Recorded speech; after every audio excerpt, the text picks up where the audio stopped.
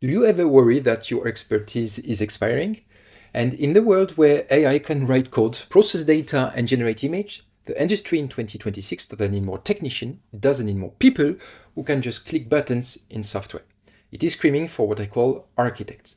And in this video, I'm going to give you the exact 12-step roadmap to go from a beginner or even a seasoned pro to becoming a spatial architect.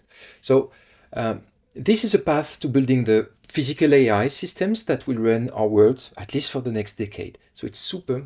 Now I want to share something personal.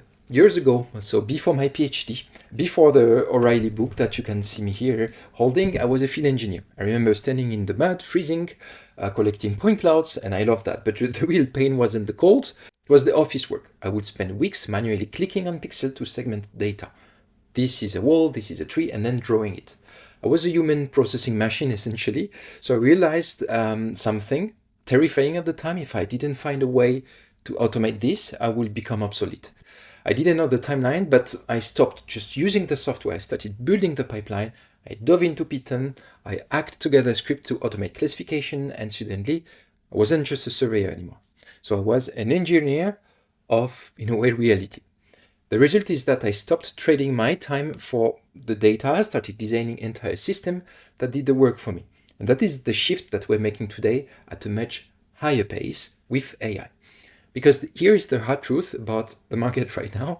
Traditional photogrammetry or simple scanning that is more or less becoming a commodity. You also have access to crowdsourced data. And the revolution we are seeing in 2026 is the convergence of world modeling with physical AI. So we are moving from static data, just looking at the 3D model, to agentic AI. This means we aren't just creating maps, we are creating systems that reason and act. But don't panic. We aren't throwing away the old methods, we are adopting a hybrid approach, combining engineering precision with AI speed. And this is essential. So now let me lay out for you my 12-step roadmap. The first phase is to establish the foundations, so the physics of data. Step 1 is Python for Geodata. You cannot skip this. Python is the English of spatial intelligence, but I don't mean just writing hello world script. You need to master libraries like LastPy for point clouds, Open3D for geometry, and raster.io for images. But the list goes on and on. This is really mandatory. I put it first, but the great example is instead of opening a heavy software to crop 50 point clouds manually, you write a Python script that iterates through a folder, crops them based on GPS coordinate, and save them automatically while you sleep. So this moves you from operator to automata. You save a lot of time every year for sure. The second step is the mathematics of 3D space. Don't be scared here, but you need to understand the math under the hood, specifically linear algebra, matrices, vectors, and coordinate system. When your drone data doesn't align with your terrestrial laser scan, software auto-align will very often fail. If you understand rotation, matrices, and translation vector, you can write a rigid transformation function to snap them together perfectly. So that means already that you stop being dependent on black box algorithm and you start being able to debug reality. So now step 3 is what I call multi-modal data acquisition. It is no longer just about photos. You need to understand how to fuse data. LiDAR, radar, photogrammetry, and SLAM. This is an example. So a robot dog like Spot uses LiDAR for navigation, but cameras for inspection. So you need to know how to calibrate the sensor so the pixel color matches the LiDAR depth exactly, for example. This is essential for robotics. If the data isn't fused correctly, very often the robot crashes. So now let's move on to phase 2, the modern stack, which happens more or less with the visualization revolution that we have seen. And this means the step 4 is advanced reconstruction with 3D Gaussian splatting. Mesh-based photogrammetry is super key for complex inspection where you really need to have a hand on the geometry. But we see more and more this new standard that is called 3D Gaussian splatting. It looks great and it pushes a lot of industries with it.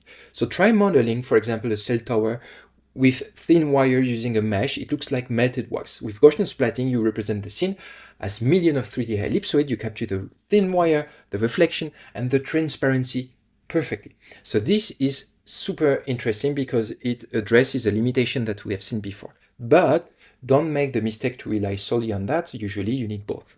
The geometric accuracy of classical photogrammetric workflow with the very nice, powerful visualization capabilities of Gaussian splatting. So you provide immersive inspection that old school photogrammetry cannot achieve on its own. So this is where power of hybrid, building on existing knowledge that we've been using for the past 20 years, and not replacing it, but complementing it. This is how we move step by step, innovation-wise. So now let's move on to step 5, what I call semantic segmentation. You have many ways to go around it. This is maybe one of my favorite, but this is the step where we add intelligence. You need to learn how to use classical machine learning, 3D machine learning, and 3D deep learning architectures like PointNet, KP-Comp to label data automatically. But more importantly, how to design Frugal AI local first system. This is really the key to avoid being locked in cloud dependent system. This is super key. And also, if we worry a bit about the state of climate change, if you can limit your impact to a local compute station that is in your office. I just have one computer and I do massive project with it. I just may add more GPU compute, but that's about it. And as for local LLMs, they are all hosted privately, so I don't have any data that goes out without me knowing it. So instead of manually classifying a CT scan with that, you train a model to recognize building, road and vegetation. So you feed it afterwards 10 kilometers of road data and it classified it in minutes with more or less 90% accuracy. That would be nice. So this is the core of semantic segmentation. It turns raw geometry into meaningful information. We start creating the brain. This is super key. Step 6 is what I love also, knowledge graphs and ontologies. A 3D model without data is just a video game asset. A digital twin requires a database. You need to learn how to link 3D objects to semantic data. And usually, or exceptionally, you can do that with knowledge graphs. You don't just have a 3D shape of a pump, you have a node in a graph database that links that pump to its installation date, its maintenance history, its manufacturer. So you can show me all pumps installed before 2020, and the 3D models highlight them. So this solves one of the major data silo crises. It makes digital twin usable for the next 50 years at least. And this is something that we see almost nowhere. So make sure you are able to create this kind of system. Let's move on to phase 3, the intelligence layer, what I call the agentic shift. The step 7 there is vision language models, or VLMs for short form. This is the bridge between really human language and machine visions. You have initial models like CLIP or GPT-4 visions that allow machines to understand more or less scenes. It will evolve. But if you're inspecting a bridge, instead of training a specific rust detector, you use a VLM and ask the system, highlight areas with severe corrosion, and the AI understands the semantic concept of corrosion and finds it in the visual data. So it makes your system flexible. You don't need to retrain a model for every new object you want to find. This is very, very powerful. Now step 8, agentic workflow. We are moving beyond chatbots to agents. You need to learn frameworks like LangChain to build systems that plan and execute. This is part of Spatial OS system. So you build a site supervisor agent. This is something that I love to do that will detect anomaly in your scans. Check the B model if you have it and see if it's a mistake. If it is, it automatically emails the structural engineer with a snapshot. This, for example, creates an autonomous loops where the human is no longer the bottleneck, but is the approver. So that's super nice. Now, step 9, generative 3D and inpainting. This is great. Using AI to simulate or repair 3D data. I need to issue some kind of warning around that because we are touching onto something where my initial length surveyor fiber scream against being inferred data, not something we actually measure, not something physical, something we create from void or from trained model. So this is to use really for scenarios where you don't need to perfectly situate when, where, and is the data actually taken from a sensory input. If it's not the case, then you can use that, and that's wonderful, but it's not always the case. So it's great for visual purposes, But for engineering purposes, you may have to be or find a middle ground there.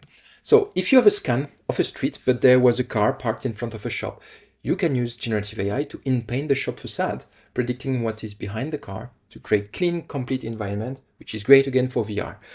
So it allows for perfect simulation environment and more aesthetic presentation without rescanning, which 3D Gaussian splatting in a way does. So now phase 4, the architect level, this is the leadership. And we go with step 10, which is the sim to real or simulation to reality step. Here, what we want is before you deploy a robot, you must train it in a digital twin. This is called sim to real. So if you use NVIDIA Isaac Sim to create physics accurate replica of a warehouse, you train your robot to navigate it in the simulation where mistakes are free before deploying it to the real world where mistakes cost millions. This is super key. So the value stands in a standard workflow here for all modern robotics and autonomous systems. Now, step 11, the system architecture. How do you connect the drone, the local or the cloud, the AI, and the user? How do you do that? And this is where the idea is that you are able to design a pipeline where drone lands, auto-uploads data to an edge device. The edge device runs a lightweight AI detection model and only send the alerts to the cloud via 5G to save bandwidth, for example. So this is really hardware level or 3D Geodata Academy level engineering. It optimizes cost, speed, and reliability. So now the final step is what I would call the business case, right? We are in a world where we want to impact.